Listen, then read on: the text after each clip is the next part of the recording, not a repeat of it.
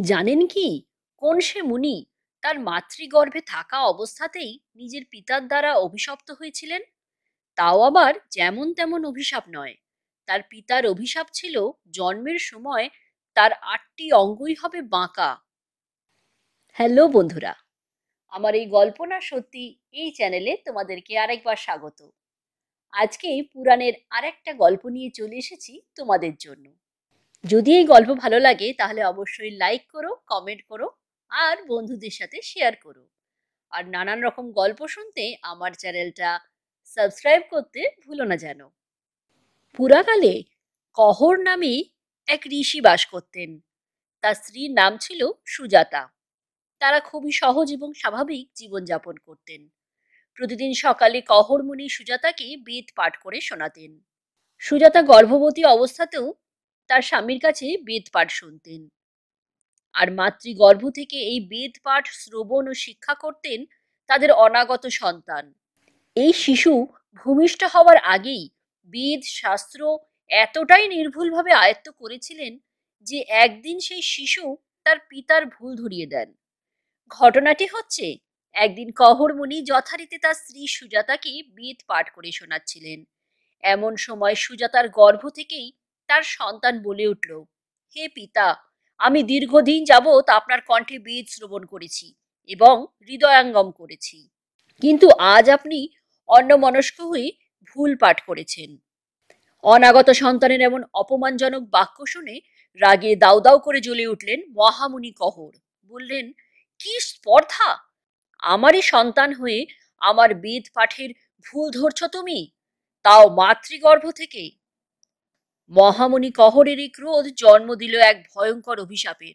তিনি বলে উঠলেন, এই পাপে তুই যখন জন্মাবি তোর শরীরের 8 জায়গা বাঁকা থাকবে, লোকে তোকে বলবে অষ্টাবক্র। যাই হোক, এর কিছুদিন পরের কথা। একদিন রাজা জনক ঘোষণা করলেন, যে ব্যক্তি তার সভায় শাস্ত্র যুক্তিতে তার সভা পণ্ডিতকে পরাজিত করতে পারবেন তার আর কোনো অভাব থাকবে না। ঘোষণাটি পৌঁছালো মহামুনি কহরের কাছে। মুনির সংসারে তখন দারুণ অভাব। তাই তিনি ভাবলেন রাজসভায় গিয়ে বন্দিকে পরাজিত করে কিছু ধন দৌলত নিয়ে আসবেন। কিন্তু কহর মুনির ভাগ্য ছিল এর বিপরীত। রাজপণ্ডিতের কাছে তর্কযুদ্ধে দারুণভাবে পরাজিত হয়ে গেলেন তিনি। আর সেই তর্কযুদ্ধের শর্ত অনুযায়ী জলে ডুবিয়ে দেওয়া হলো কহর মুনিকে। এর কিছুদিন পরেই জন্ম নিলেন অষ্টাবক্র মুনি। তার পিতার অভিশাপ অনুসারে জন্মের পর থেকেই তার শরীরে ছিল 8টি বাঁকা অঙ্গ, যে কারণে অন্য স্বাভাবিক শিশুদের মতো তিনি স্বাভাবিকভাবে চলাফেরা করতে পারতেন না। এদিকে সুজাতার পিতা উদ্দালকের নির্দেশ ছিল অষ্টাবক্র যেন কোনোভাবেই তার পিতার করুণ দশা না জানতে পারে। তাই ছেলেবেলা থেকে অষ্টবক্র তার দাদু উদ্দালককেই তার পিতা আর মামা শতকেতুকেই তার ভাই বলে জানতেন।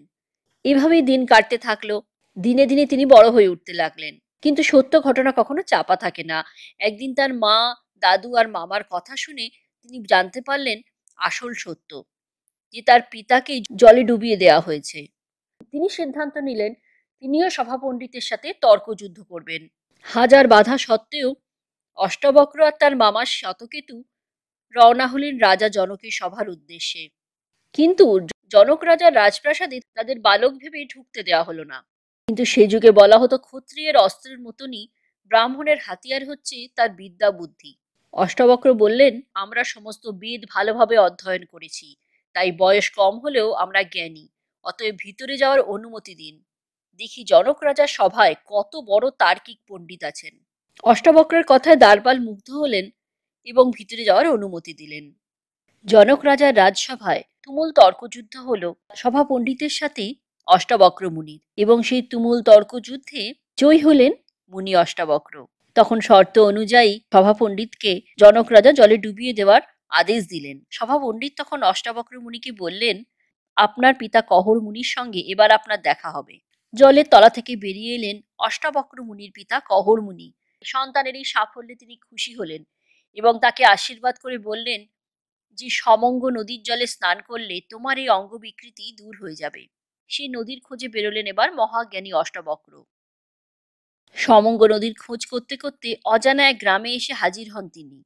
সেই গ্রামে জনবসতি ছিল না বললেই চলে। চারপাশটা ঘন জঙ্গলে ঘেরা।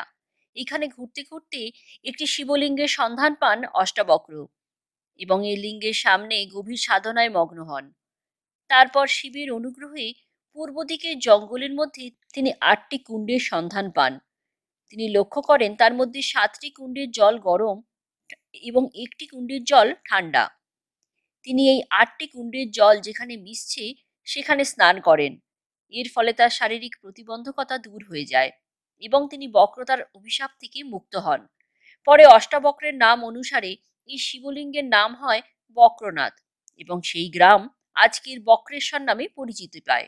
জ্ঞানের জন্য যেমন অষ্টাবক্র মুনিকে অভিশপ্ত হতে হয়েছিল তার জন্মের আগেই, সেই জ্ঞান সার্থক হলো যখন তিনি তার সেই অভিশাপ দেওয়া পিতাকে ওই জ্ঞান আর বিদ্যা দিয়েই উদ্ধার করলেন সভা পণ্ডিতের হাত থেকে।